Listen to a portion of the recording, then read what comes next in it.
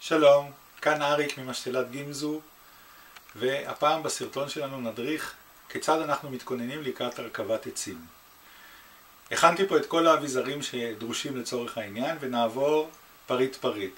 ראשית כדאי להצטייד במזמרה טובה, בסכין הרכבה או בסכין יפנית חדה, בשקית הרכבה, רצוי מאוד שקיות אלומיניום, למינט זה נקרא, או יש שקיות בשוק, שקיות של נייר מצופה אלומיניום, יש גם כל מיני, אבל זאתי השקית הטובה ביותר שקיימת, שעד היום אנחנו מכירים.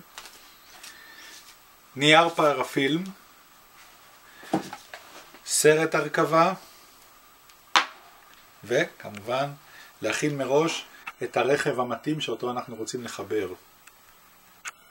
את כל החומרים האלה ניתן להשיג במשתלת גימזו. כמו כן ניתן לקבל הדרכה בנושא הרכבה בתיאום מראש. כדאי להיכנס לאתר שלנו ולהגיע אלינו דרך האתר.